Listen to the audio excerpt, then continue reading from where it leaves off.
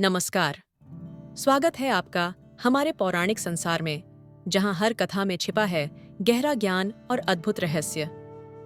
आज हम एक ऐसे प्रश्न का उत्तर खोजने निकले हैं जो सदियों से शिव भक्तों और पौराणिक कथा प्रेमियों के मन में कौंधता रहा है। आखिर भगवान शिव का जन्म कैसे हुआ? क्या भगवान शिव का भी जन्म हुआ था? क्या वे भी ब्रह्मा या विष्णु की तरह सृष्टि के बाद प्रकट हुए, या वे सृष्टि से भी पहले थे? आइए इस रहस्यमय यात्रा पर चलते हैं और इसके पीछे छुपी पौराणिक, दार्शनिक और शिक्षाप्रद कथाओं को समझते हैं।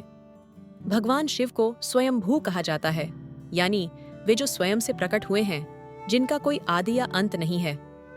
वे किसी माता पिता से जन्मे नहीं, किसी ने उन्हें बनाया नहीं। शिव न आदि हैं न अंत। वे समय, सृष्टि और मृत्यु के भी परे हैं।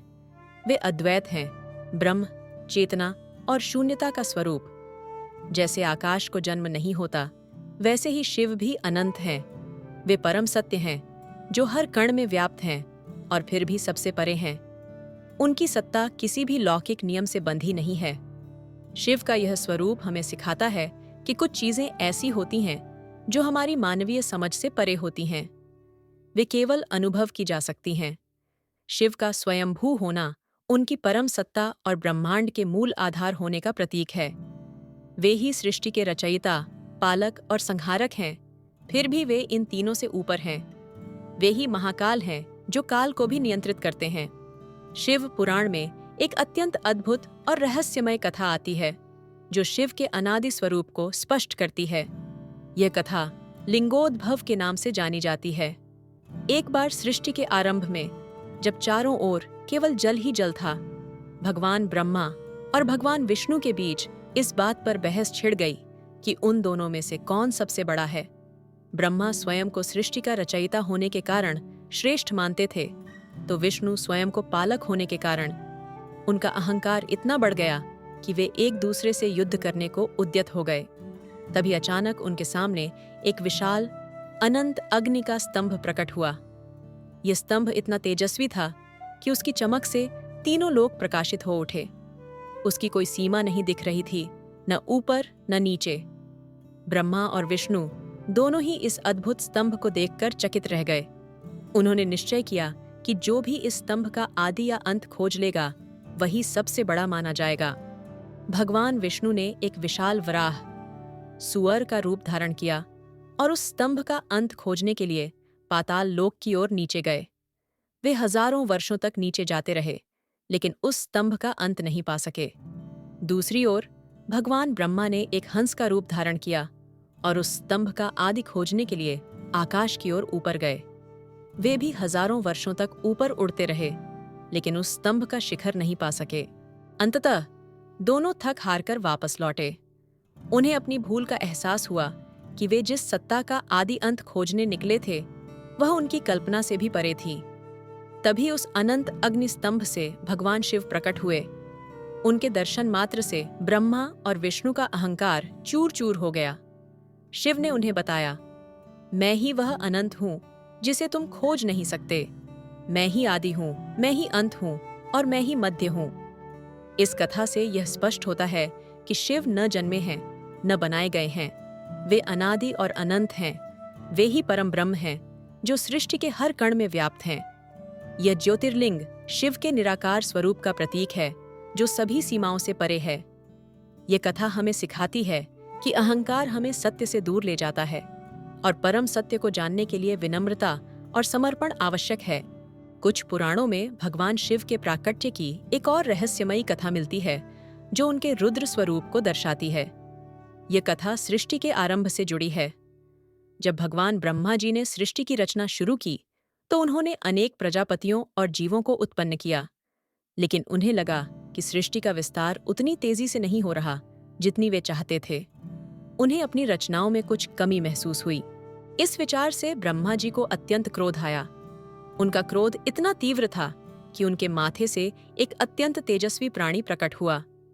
यह प्राणी नीले और लाल रंग का था, और जैसे ही वह उत्पन्न हुआ, वह जोर जोर से रोने लगा। उसके रोने की ध्वनि से तीनों लोक गूंज उठे। ब्रह्मा जी ने उसे शांत करने का प्रयास किया और बोले, बेटा रो मत, तुम क्यों रो रहे हो? लेकिन वह नहीं रुका। वह लगातार रोता रहा और ब्रह्मा जी से अपने नाम और स्थान के बारे में पूछता रहा। ब्रह्मा जी ने उसे शांत करने के लिए उसका नाम रखा रुद्र, यानी जो रोता है। ब्रह्मा ने उसे 8 नाम दिए: रुद्र, शर्व, भव, ईशान, पशुपति, भीम, उग्र और महादेव। उन्होंने उसे 8 स्थानों पर निवास करने का भी आदेश दिया: पृथ्वी, जल, अग्नि, वायु, आकाश, सूर्य, चंद्रमा और आत्मा। यह कथा दर्शाती है कि शिव का रौद्र रूप भी सृष्टि के संतुलन के लिए जरूरी है। रुद्र का रोना सृष्टि के दुखों और कष्टों का प्रतीक है, जिन्हें शिव अपने भीतर समाहित कर लेते हैं। यह भी माना जाता है कि रुद्र का यह प्राकट्य ब्रह्मा के क्रोध से हुआ, लेकिन यह क्रोध भी शिव की ही शक्ति का एक रूप था, जो सृष्टि के विनाश और पुनर्निर्माण के लिए आवश्यक है। यह हमें सिखाता है कि जीवन में विनाश भी उतना ही आवश्यक है जितना सृजन, क्योंकि विनाश के बिना नया सृजन संभव नहीं। एक अन्य रहस्यमयी कथा के अनुसार शिव अकेले नहीं प्रकट हुए। वे शिव शक्ति के रूप में प्रकट हुए, जिसे हम अर्धनारीश्वर कहते हैं। यह रूप दर्शाता है कि सृष्टि में पुरुष और स्त्री ऊर्जा एक साथ है और वे एक दूसरे के पूरक हैं। यह कथा भी ब्रह्मा की सृष्टि से जुड़ी है। जब ब्रह्मा ने सृष्टि का विस्तार करना चाहा, तो उन्होंने देखा कि उनकी रचनाएं केवल पुरुष थीं और वे आगे नहीं बढ़ पा रही थीं। वे चिंतित हुए और भगवान शिव का ध्यान किया। तब भगवान शिव ने ब्रह्मा के सामने अपने अर्धनारीश्वर स्वरूप में दर्शन दिए। इस स्वरूप में उनका आधा शरीर पुरुष का, शिव, और आधा शरीर स्त्री का, शक्ति पार्वती था। शिव ने ब्रह्मा को समझाया कि सृष्टि का विस्तार केवल पुरुष ऊर्जा से संभव नहीं है, इसके लिए स्त्री ऊर्जा का होना भी उतना ही आवश्यक है। उन्होंने ब्रह्मा को स्त्री तत्व की रचना करने का मार्ग दिखाया।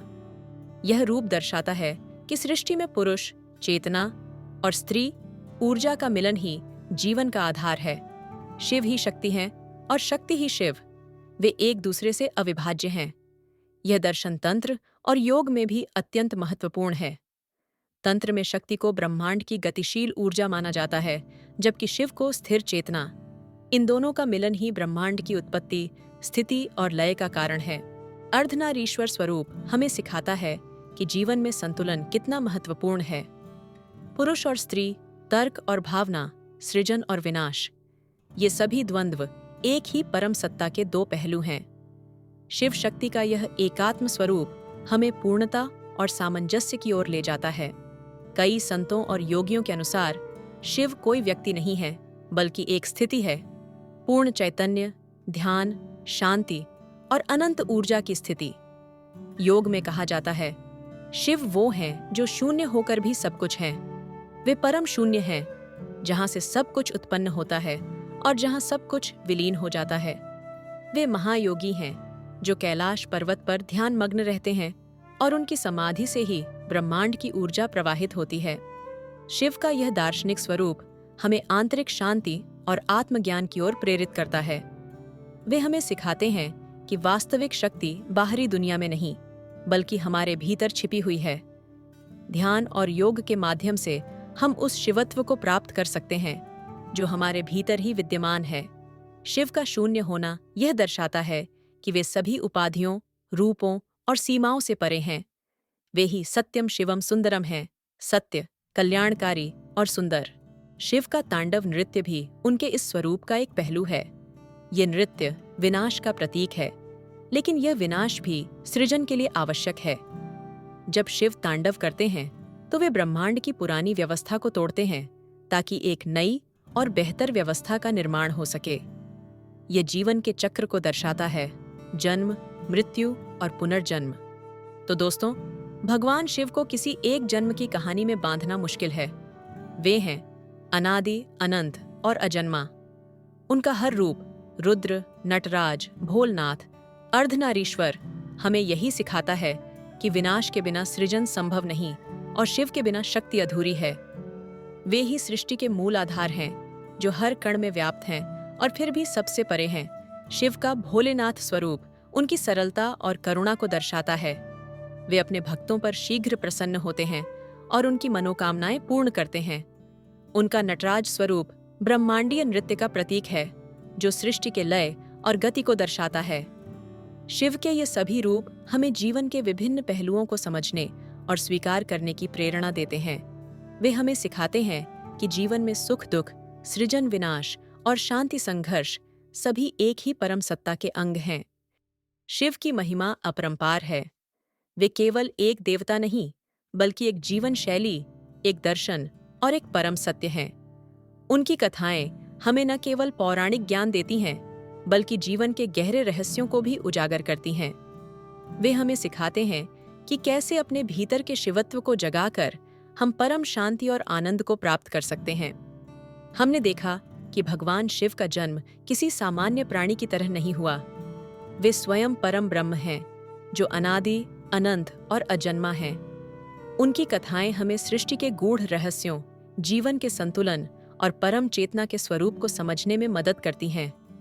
शिव की महिमा को शब्दों में पूरी तरह व्यक्त करना असंभव है, क्योंकि वे हर सीमा से परे हैं। अगर आपको यह रहस्यमय और ज्ञानवर्धक यात्रा पसंद आई हो, तो कृपया इस वीडियो को लाइक करें, अपने दोस्तों और परिवार के साथ शेयर करें, ताकि वे भी शिव के इस अद्भुत स्वरूप को जान सकें। और हाँ, हमारे चैनल को सब्सक्राइब करना न भूलें और बेल आइकॉन दबाएं, ताकि आप हमारे आने वाले पौराणिक और आध्यात्मिक वीडियो से जुड़े रहें। आपके समर्थन से ही हम ऐसी और भी ज्ञानवर्धक सामग्री आप तक ला पाते हैं। हर हर महादेव, जय शिव शंकर।